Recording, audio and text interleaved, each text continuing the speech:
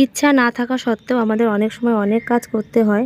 চলে গেছিলাম ননদের বাড়ি। খুব একটা ইচ্ছা ছিল না, ননদের দেওরের বিয়ে ছিল, যেহেতু বাপের বাড়ি যেতে হবে। ওদের বাড়ি থেকে আসার পর মাত্র হাতে 2 দিন সময় পেয়েছি। বউ ভাতের পরের দিনই চলে এসেছিলাম।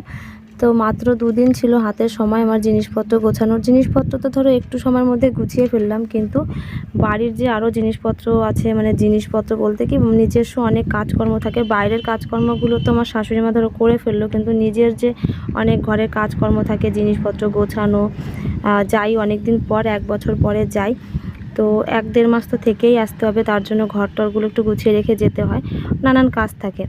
তো যাই হোক, কিছু করার নেই, গেছিলাম, না গেলে হবে না। সেজন্য পরে বউভাতের দিন আমার শাশুড়ি মাও গেছিলো, বিয়ের আগের দিন আমি চলে গেছিলাম। এই দেখো, এদিকে আমরা জল বুড়াতে চলে এসেছি। সবাই খুব নাচানাচি করছিল, আর আমার তো হাঁটতে হাঁটতে পা ব্যথা হয়ে গেছিলো, অনেক দূরে গেছিলো জল আনতে।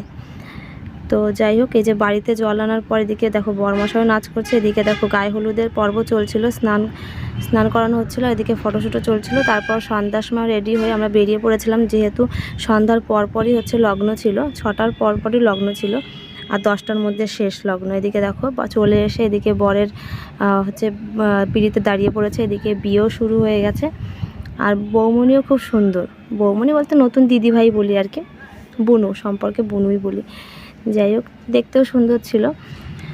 এদিকে দেখো তারপর চলে এলাম খাওয়া দাওয়ার পর্ব। এদিকে হচ্ছে বিয়ে হয়ে বউ দেখো বাড়ি চলে এসেছে, নতুন বউ।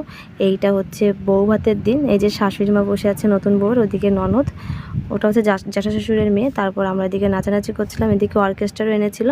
তো এতটুকুই শেয়ার করলাম। কেমন লাগলো আজকের ভিডিওটা কমেন্টে অবশ্যই জানিও। তো টাটা, দেখা হবে নতুন একটা ভিডিওর সাথে। আজকের মতো এতটাই।